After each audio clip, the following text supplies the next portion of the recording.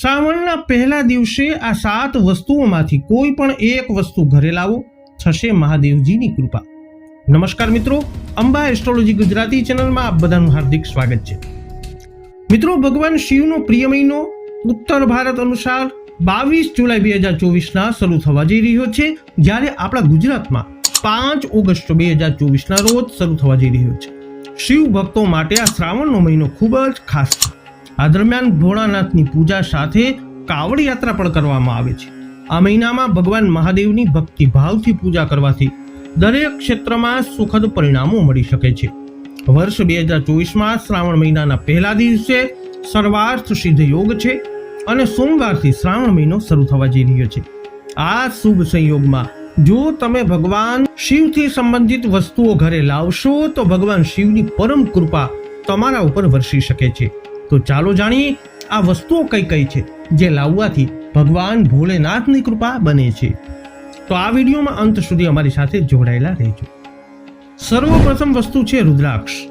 મિત્રો, શ્રાવણ માસના પહેલા સોમવારે જો તમે રુદ્રાક્ષ ખરીદી અને ગળામાં પહેરો છો તો તમને ભગવાન શિવની કૃપા પ્રાપ્ત થાય છે। રુદ્રાક્ષ ધારણ કરવાથી તમારા સ્વાસ્થ્યમાં બદલાવ આવે છે અને ભાગ્ય પણ તમારો સાથ આપવા લાગે છે। બીજી વસ્તુ છે ભગવાન શિવનું વાદ્ય। મિત્રો, જો તમે નકારાત્મક વિચારોથી ઘેરાયેલા હોય, પરિવારમાં તકરાર ચાલી રહી હોય, પૈસા બચાવવામાં મુશ્કેલી આવી રહી હોય તો શ્રાવણના પહેલા દિવસે તમે ઘરે ભગવાન શિવનું વાદ્ય એટલે કે ડમરું લાવો। શ્રાવણ મહિનામાં ભગવાન શિવના આ સાધનને ઘરે લાવવાથી જીવનમાંથી દરેક પ્રકારની નકારાત્મકતા દૂર થઈ જાય છે। જો કે શ્રાવણ દરમિયાન તેને ઘરે રાખ્યા પછી તમારે તેને કોઈ બાળકને ગિફ્ટ કરવી જોઈએ। આવું કરવાથી ભગવાન શિવ તમારી દરેક મનોકામના પૂર્ણ કરે છે। ભગવાન શિવને પ્રિય રાખ ઘરે લાવો। મિત્રો, ભગવાન શિવ પોતાના શરીર ઉપર ભસ્મ લગાવે છે।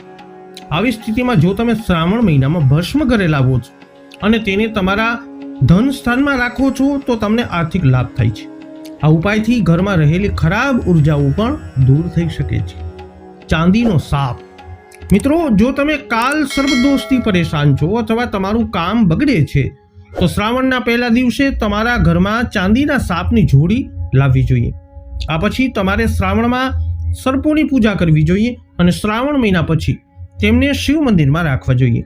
આમ કરવાથી તમને ભગવાન શિવની કૃપા પ્રાપ્ત થાય છે અને તમારા બધા કામ થવા લાગે છે। વસ્તુ નંબર 5, નવું પાણીનું કન્ટેનર। મિત્રો, શ્રાવણના આ મહિનામાં પ્રથમ દિવસે શિવલિંગનો જળાભિષેક કરવા માટે તમારે તાંબા, પિત્તળ અથવા ચાંદીનું વાસણ ખરીદવું જોઈએ। શ્રાવણના દરેક સોમવારે આ પાત્રથી શિવલિંગનો અભિષેક કરવો જોઈએ। આમ કરવાથી તમને આર્થિક પ્રગતિ મળે છે।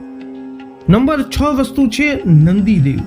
મિત્રો, ભગવાન શિવ તેમના ગણોને ખૂબ પ્રેમ કરે છે। બધા ગણોમાં નંદી ભગવાન શિવને ખૂબ પ્રિય છે।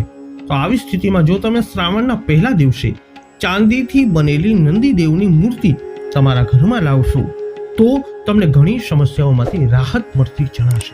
અંતિમ અને 7મી વસ્તુ છે ત્રિશૂળ। મિત્રો, તમે શ્રાવણ મહિનામાં ત્રિશૂળ ઘરે લાવી શકો છો।